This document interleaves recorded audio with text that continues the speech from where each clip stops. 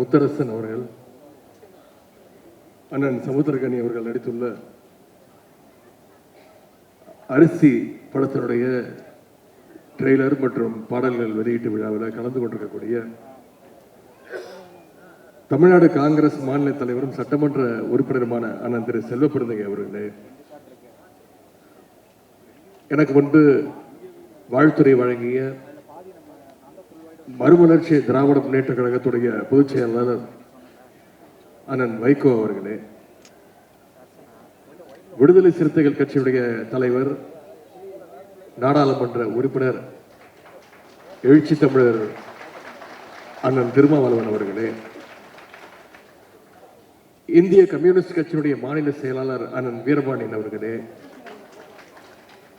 இந்திய யூனியன் முஸ்லிம் லீக் தலைவர் பேராசிரியர் ஐயா காதர் மொய்தீன் அவர்களே, மனிதநேய மக்கள் கட்சியினுடைய அமைப்பு செயலாளர் அண்ணன் புதுமடம் அலீம் அவர்களே, சிபிஐ எம்எல் மாநில செயலாளர் அண்ணன் பழ ஆசை தம்பி அவர்களே, நாடாளுமன்ற உறுப்பினர் அண்ணன் செல்வராஜ் அவர்களே, இயக்குனர் நடிகர் அண்ணன் சமுத்திரகனி அவர்களே, விடுதலை சிறுத்தைகள் கட்சியினுடைய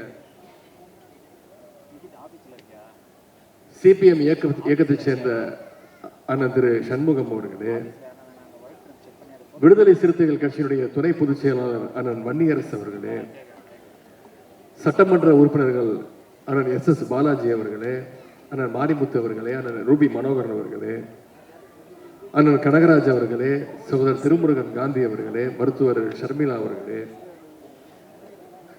திராவிட முன்னேற்ற கழகத்துடைய சென்னை மேற்கு மாவட்ட கழக செயலாளர் திரு சிற்றரசு அவர்களே, பகுதி கழக செயலாளர் அண்ணன் மாப்பா அன்புதரை அவர்களே, திரு வினோத் வேலாயுதம் அவர்களே, அண்ணன் அகஸ்டின் பாபு அவர்களே, அண்ணன் நுங்கை VS ராஜ் உள்ளிட்ட வந்திருக்கக்கூடிய கழகத்துடைய நிர்வாகிகளே, IEMனுடைய பொதுச் செயலாளர் அண்ணன் முகமது அபுபக்கர் அவர்களே, மருத்துவர் அண்ணன் ரவீந்திரநாத் அவர்களே, சகோதரி சாந்தி உள்ளிட்ட நிகழ்ச்சியில் கலந்து கொண்டிருக்கக்கூடிய அனைத்து தோழர்களே, தயாரிப்பாளர் திரு சண்முகம் அவர்களே, அரிசி படத்தினுடைய இயக்குனர் திரு சகோதரர் விஜயகுமார் மற்றும் திரைப்படத்தில் நடித்துள்ள அனைத்து நடிகர் நடிகைகளே, தொழில்நுட்ப கலைஞர்களே, இயக்குனர் திரு RK செல்வமணி உள்ளிட்ட அனைத்து திரைப்பட சங்கங்களைச் சேர்ந்த நிர்வாகிகளே, இங்க வந்திருக்கக்கூடிய திரையுலக ஆர்வலர்களே, தோழமை கட்சி சேர்ந்த நிர்வாகிகளே, அனைவருக்கும் முதல் என்னுடைய காலை வணக்கத்தை தெரிவித்துக் கொள்கின்றேன். இன்றைக்கு நம்முடைய அண்ணன் முத்தரசன் அவர்கள் நடித்துள்ள திரைப்படத்தினுடைய ட்ரெய்லர் லான்ச் நிகழ்ச்சி, ஆடியோ லான்ச் நிகழ்ச்சியில் கலந்து கொண்டு உங்களை எல்லாம் சந்திப்பதில் மிகுந்த மகிழ்ச்சி அடைகின்றேன். முதல்ல இந்த திரைக்குழுவினருக்கு நம்முடைய பாராட்டுக்களை நான் தெரிவிச்சுக்கிறேன். ஏன்னா பொதுவாக இந்த மாதிரி ட்ரெய்லர் லான்ச்சஸ், ஆடியோ லான்ச்சஸ் நிகழ்ச்சிகள்லாம் மிக பிரம்மாண்டமாக, அதாவது ஒரு ஸ்டார் ஹோட்டலில் நடத்துவாங்க, அப்படின்னா ஒரு மிகப்பெரிய ஒரு திரையரங்கத்தில் நடத்துவாங்க.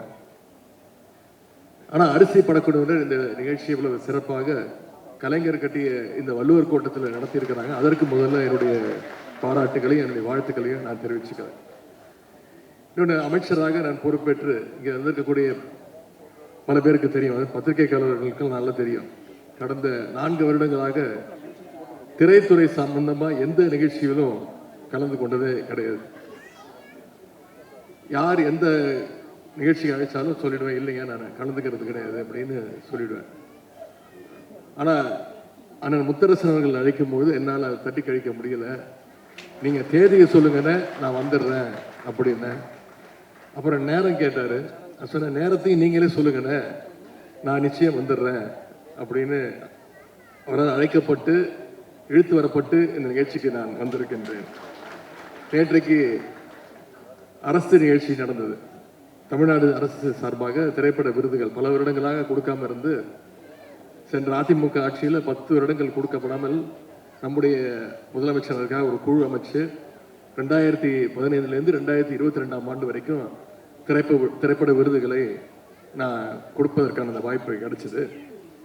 நான் திரைத்துறையிலிருந்து வெளியில் வந்து இன்னைக்கு மக்கள் பணியை ஆற்றிக் கொண்டிருக்கின்றேன். ஆனால் இன்னைக்கு நம்முடைய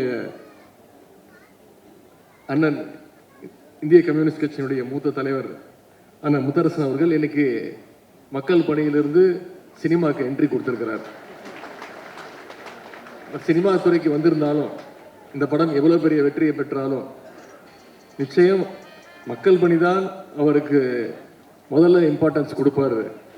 அதுல யாருக்கும் எந்த சந்தேகமும் வேண்டாம்.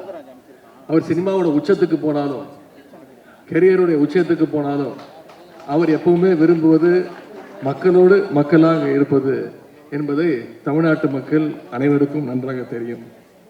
அரசியலிருந்து சினிமாவுக்கு வந்திருக்கக்கூடிய அண்ணன் முத்தரசன் அவர்களுக்கு நானும் சில காலம் திரைத்துறையில் இருந்தவன், முன்னாள் திரைத்துறையில் இருந்தவன் அப்படிங்கிற வகையில் என்னுடைய வாழ்த்துக்களை நான் தெரிவித்துக் கொள்கின்றேன். மக்களுக்காக பல ஆண்டுகள் களப்போராளியாக உழைத்தவர் தான் அண்ணன் முத்தரசன் அவர்கள். இப்போ திரையிலும் மக்களுடைய உரிமைகளை அந்த உரிமையோடு பேச வந்திருக்கின்றார். அதுவும் இந்த படத்தில் குறிப்பாக சிறப்பாக விவசாயியாக அவர் நடித்திருக்கின்றார். அவர் அந்த போஸ்டர், இந்த ட்ரெய்லர், பாடல்களை எல்லாம் பார்க்கும் பொழுது இயல்பிலேயே ஒரு விவசாயிங்கிறதுனால விவசாயியாக நடித்திருக்கிறார் என்று சொல்வதை விட ஒரு விவசாயியாக அவர் வாழ்ந்திருக்கிறார் என்று சொன்னால் அது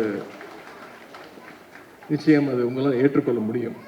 ஆனால் முத்தரசன் மட்டுமல்ல, இங்கே அண்ணன் சமுத்திரகனி அவர்களும் கம்யூனிஸ்ட் கொள்கைகளை உணர்ந்தவர், அதை தொடர்ந்து பேசக்கூடியவர்.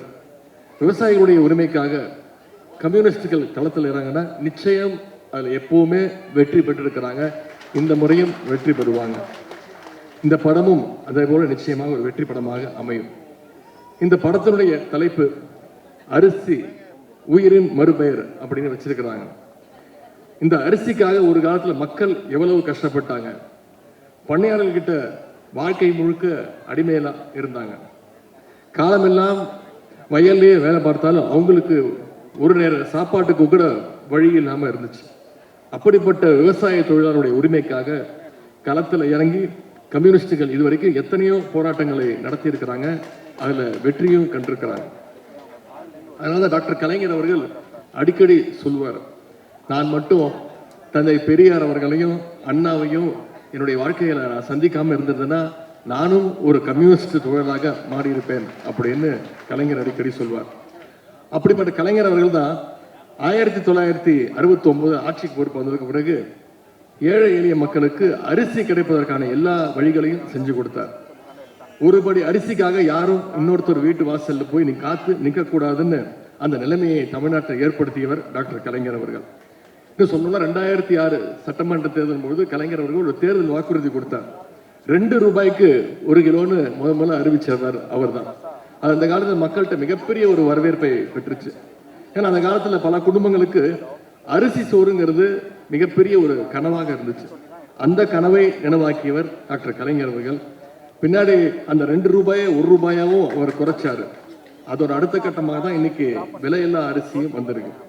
மக்களுடைய அடிப்படை தேவையா இருந்த அரிசி பிரச்சனையை போக்கியவர் டாக்டர் கலைஞர் அவர்கள். எனவே அந்த வகையில விவசாயிகள் உரிமைக்கான இந்த படம் நிச்சயம் வெல்லும் அப்படின்ற அந்த நம்பிக்கை எனக்கு இருக்கின்றது. அண்ணன் முத்தரசன் அவருடைய அரசியல் கலப்பணியும் அதே போல கலைப்பணியும் மேன்மேலும் சிறக்கட்டும்னு உங்க அனைவரும் சார்பாக நான் வாழ்த்துகின்றேன். இந்த திரைப்படத்துடைய தயாரிப்பாளர்கள், கலைஞர்கள், இயக்குனர், தொழில்நுட்ப கலைஞர்கள் அனைவருக்கும் நம்முடைய அனைவரின் சார்பாக என்னுடைய வாழ்த்துக்களை கூறி இந்த சிறப்பான வாய்ப்பை ஏற்படுத்தி கொடுத்த அண்ணன் முத்தரசன் அவர்களுக்கு என்னுடைய நன்றியை தெரிவித்து விடைபெறுகின்றேன். நன்றி, வணக்கம்.